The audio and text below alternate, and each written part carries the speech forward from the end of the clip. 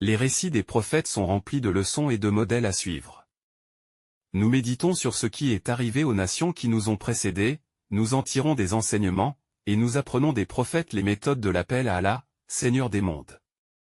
Notre récit d'aujourd'hui porte sur Ibrahim, paix sur lui, le père des prophètes, l'ami intime du tout miséricordieux, le bâtisseur de la maison sacrée d'Allah, celui qui appela les gens au pèlerinage, le patient face aux épreuves, le soumis aux ordres d'Allah, et le père de l'hospitalité. Le conflit entre la foi et la mécréance se poursuivit.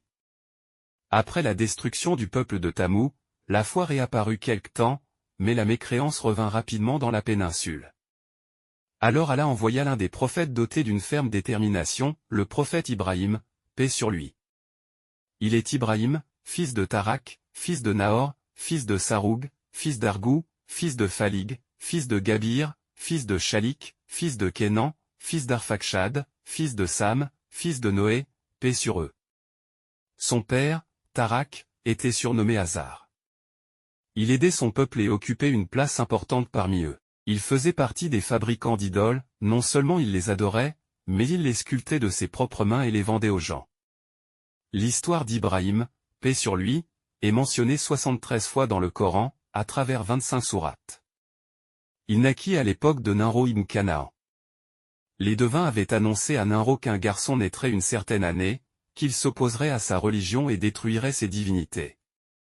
Il ordonna alors de tuer tout nouveau-né. Mais la mère d'Ibrahim cacha sa grossesse et l'emmena dans une grotte où elle l'enfanta, jusqu'à ce qu'il grandisse quelque peu. Ibrahim grandit au nord de l'Irak, dans la ville de Babylone, une cité à la civilisation prestigieuse. Les habitants de Babylone adoraient des idoles héritées d'une tradition aveugle, avec un esprit privé de réflexion. Ils attribuaient puissance et autorité à des statues qu'ils avaient pourtant façonnées de leurs propres mains. Ibrahim voyait les idoles autour de lui, et voyait son père les adorer, mais il ne se prosterna jamais devant elles. Son père lui ordonnait, alors qu'il était encore enfant, d'aller au marché pour vendre les idoles, comme pour lui apprendre le métier. Ibrahim les portait et appelait devant les gens, « Qui veut acheter une idole qui ne profite ni ne nuit? Qui veut acheter une pierre qui n'entend ni ne voit ?» Les gens s'étonnaient de ces paroles et n'achetaient rien, ce qui mettait son père en colère. Un autre jour, il plaça une idole près de l'eau et dit devant les gens, « Bois. » Mais l'idole ne bougea pas. Ne peux-tu pas boire de l'eau? Il voulait ainsi montrer l'impuissance des idoles aux yeux de tous. Ibrahim, paix sur lui, commença alors son appel à la foi par son père Hazar, et elle l'invita avec un immense respect et une grande douceur, en disant, « Ô mon père, pourquoi adores-tu ce qui n'entend pas, ne voit pas et ne peut rien pour toi? » Et il dit encore, « Ô mon père, une science m'est parvenue que tu n'as pas reçue, suis-moi, je te guiderai vers un droit chemin. » Puis il l'avertit, « Ô mon père, n'adore pas Satan. » Il répétait l'appel, « Ô mon père », par miséricorde et douceur dans son invitation.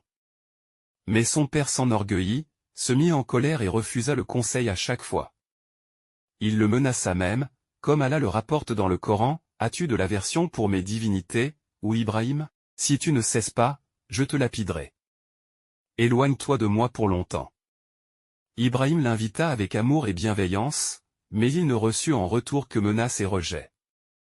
Il promit alors d'implorer le pardon pour lui, puis se désavoua de lui lorsqu'il lui apparut clairement qu'il était un ennemi d'Allah. Ibrahim fut nommé l'ami intime du tout miséricordieux. Car il aima Allah d'un amour sincère, se distingua par sa loyauté et son obéissance totale, et consacra son cœur uniquement à Allah. À cette période, il était un jeune homme d'environ 16 ans, attendant le jour où le temple serait vide pour faire triompher la vérité et faire disparaître le faux. L'occasion se présenta lors d'un jour de fête. Les habitants quittèrent la ville et laissèrent nourriture et offrandes devant les idoles, espérant obtenir la bénédiction. Lorsqu'ils l'invitèrent à sortir avec eux, Ibrahim regarda les étoiles et dit, « Je suis malade. » Il ne s'agissait pas d'une maladie physique, mais d'un profond mal-être dans son cœur face à leurs actes et à la gravité de leurs péchés. Ils dirent alors, « Regarde ce que les dieux t'ont fait, ô Ibrahim. Ne parle pas mal des divinités. » Après leur départ, la ville fut totalement déserte. Les idoles se trouvaient dans une grande esplanade. La plus grande était placée au centre, et l'on avait disposé autour d'elle nourriture, boissons et sacrifices. Lorsque les gens partirent célébrer, Ibrahim entra dans le temple, une hache tranchante à la main. Il regarda les statues taillées dans la pierre et le bois, et la nourriture déposée devant elle, puis dit avec ironie, « Ne mangez-vous donc pas ?» Puis il ajouta, « Qu'avez-vous à ne pas parler ?» Il abattit alors sa hache sur les idoles et les réduisit en morceaux, sauf la plus grande qu'il laissa intacte, afin qu'il revienne à elle et s'interroge sur ce qui s'était produit, alors qu'elle était présente et n'avait rien défendu. Le peuple d'Ibrahim, dominé par la tradition aveugle et les superstitions, ne se posa pas les vraies questions. Pourquoi leurs dieux sont-ils restés silencieux? Pourquoi le grand n'a-t-il pas défendu les petits? Au lieu de cela, ils dirent, qui a fait cela à nos divinités? Il fait partie des injustes. Une seule personne osait s'opposer aux idoles et les briser, Ibrahim. Ils ordonnèrent qu'on l'amène devant tout le monde afin que chacun soit témoin.